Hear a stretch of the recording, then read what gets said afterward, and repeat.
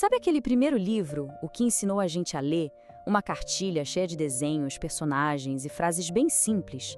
A gente nem imagina, mas esses livrinhos que parecem tão inocentes podem ser a chave para entender uma época inteira.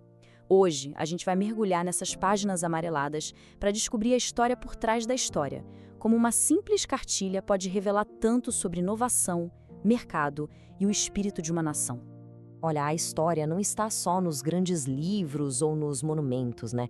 Muitas vezes ela está escondida bem debaixo do nosso nariz em coisas do dia a dia. E as cartilhas, esses primeiros livros que a gente pegou na mão, são verdadeiras cápsulas do tempo. Elas guardam bem mais do que só o B com A faz bar. Então fica a pergunta: o que será que uma cartilha antiga tem para nos contar? Pois é, a gente vai usar esses livros como uma espécie de lente de aumento para investigar um período super interessante da educação no Brasil.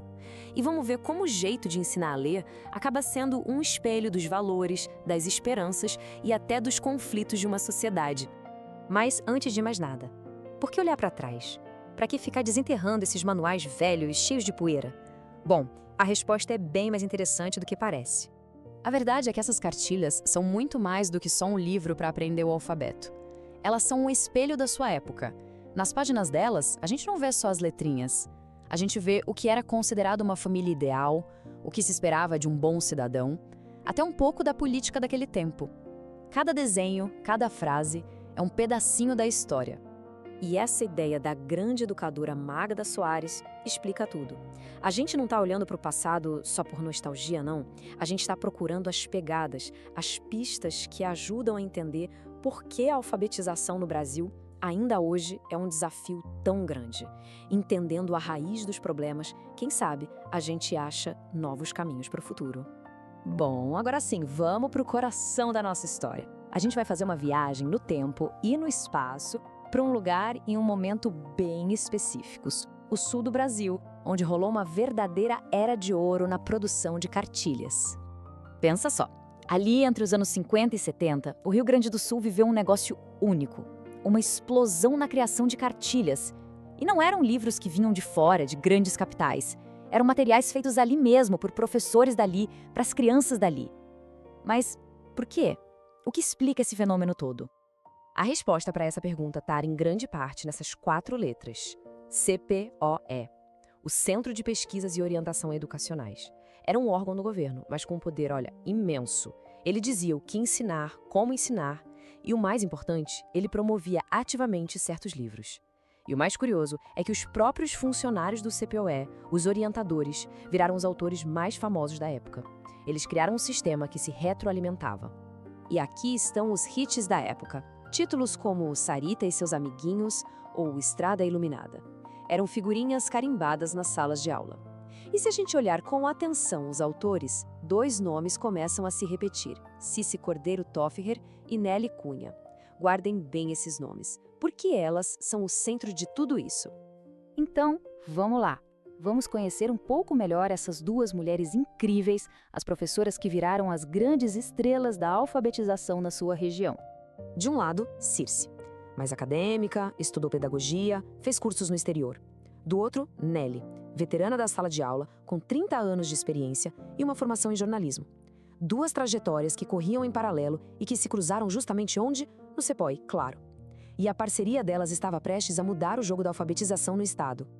E o impacto delas foi gigantesco. Elas não estavam só escrevendo livros. Com dezenas e dezenas de obras publicadas, elas estavam na prática moldando o que significava aprender a ler para uma geração inteira de crianças. E, talvez mais importante ainda, de professores. Mas afinal, como elas fizeram isso? Ok, qual era o pulo do gato? O que as cartilhas delas tinham de tão especial? A grande sacada não estava nos desenhos, nem nos personagens. Estava no método. Uma forma de ensinar que virava a lógica tradicional de cabeça para baixo. Elas defendiam o tal do método global de contos. Pode esquecer o B com A faz bar. A ideia aqui era exatamente o contrário. A criança não começava pela letra solta.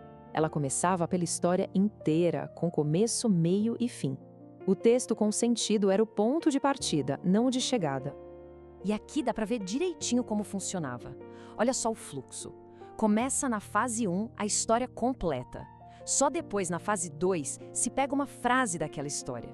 Daí se quebra em expressões, depois em palavras, e só lá no finzinho, na fase 5, é que se chega na sílaba. É uma inversão total. O sentido vinha primeiro, muito antes do código.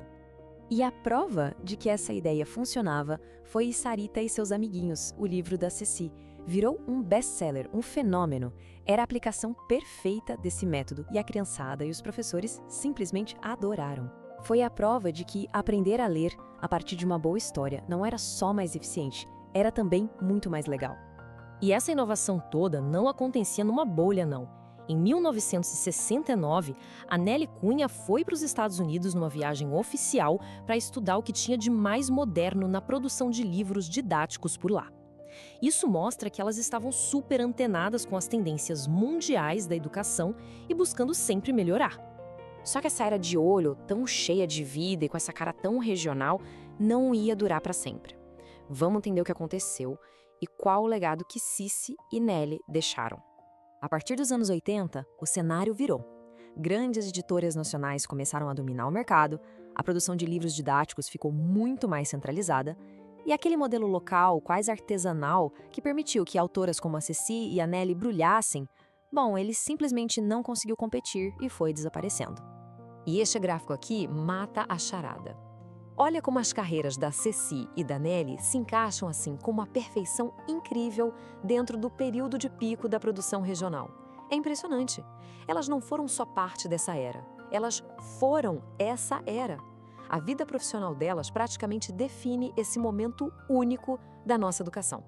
No fim das contas, a história delas mostra como duas professoras com uma visão à frente do seu tempo, apoiadas por um sistema que incentivava a produção local, conseguiram deixar uma marca que dura até hoje. Elas criaram um verdadeiro modelo de alfabetização que marcou a vida de milhares de crianças e virou um capítulo importantíssimo na história da educação brasileira. E tudo isso faz a gente pensar nos livros que estão nas mochilas das crianças hoje. A história da Ceci e da Nelly prova que um livro didático nunca é só um livro. Ele sempre conta uma história sobre o tempo e a sociedade que o criaram. E isso leva a uma última pergunta. Daqui a 50 anos, quando alguém olhar para os livros e para os tablets que usamos hoje para ensinar, que história eles vão contar sobre a nossa época?